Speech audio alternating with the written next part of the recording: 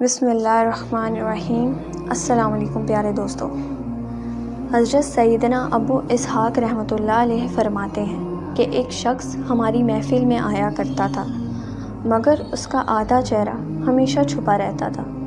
ایک مرتبہ میں نے اس سے پوچھا کہ تم اپنا آدھا چہرہ چھپائے رکھتے ہو، آخر اس کے پیچھے کیا وجہ ہے؟ مجھے اس راز سے آگاہ کرو۔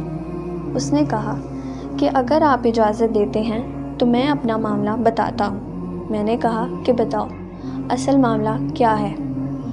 اجازت ملنے پر اس شخص نے اپنی عبرت داستان کچھ اس طرح سنائی کہ میں کفن چور تھا۔ میں نے کئی قبروں سے کفن چرائے۔ جب بھی کسی نئی قبر کے متعلق معلوم ہوتا تو فوراً وہاں پہنچ کر کفن چرا لاتا۔ ایک مرتبہ ایک عورت کا انتقال ہوا۔ جب اس سے دفنایا گیا تو میں رات کو قبرستان پہنچا اور قبر کھودنا شروع کر دی۔ جب اینٹیں ہٹا کر کفن کی ایک چادر نکالی اور دوسری چادر کھینچنے لگا تو اچانک اس عورت کے بے جان جسم نے حرکت کی اور چادر کو تھام لیا۔ میں نے کہا، تمہارا کیا خیال ہے، تم مجھ پر غالب آ جاؤ گی؟ ایسا ہرگز نہیں ہو سکتا۔ یہ کہہ کر میں گھٹنوں کے بل بیٹھ گیا اور پوری قوت سے کفن کھینچنے لگا۔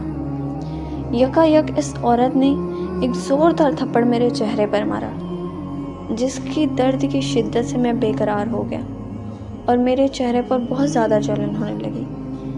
یہ کہہ کر اس کفن چور نے اپنے چہرے سے کپڑا ہٹایا تو اس کے گال پر انگلیوں کے نشان بالکل واضح تھے۔ میں نے کہا کہ اچھا پھر کیا ہوا؟ اس نے کہا، پھر میں نے چادر واپس اس عورت پر ڈال دی اور جلدی جلدی قبر پر مٹی ڈال کر برابر کر دیا اور پختہ ارادہ کر لیا کہ جب تک زندہ رہوں گا کبھی بھی کفن نہیں چراؤں گا۔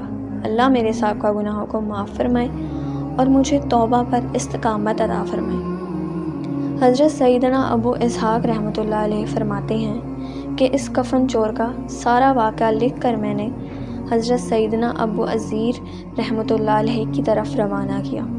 انہوں نے یہ جواب لکھ کر بھیجا کہ اس سے پوچھیں کہ جو مسلمان قبلہ رخ دفنائے گئے تھے کیا سب کے چہرے قبلہ کی طرف تھے یا قبلہ سے پھر چکے تھے؟ میں نے کفن چور سے یہی سوال پوچھا تو اس نے کہا کہ میں نے جن لوگوں کے کفن چرائے ان میں سے اکثر کے چہرے قبلہ سے پھر چکے تھے۔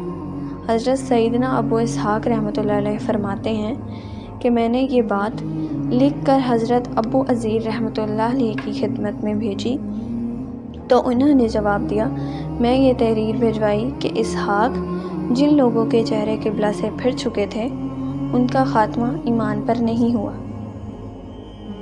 ہوپ سو کہ گائز آپ کو کہانی اچھی لگی ہوگی۔ دعا کرتی ہوں کہ ہم سب لوگوں کے بھی خاتمہ ایمان پر ہی ہو۔ آمین ثم آمین۔ اللہ حافظ۔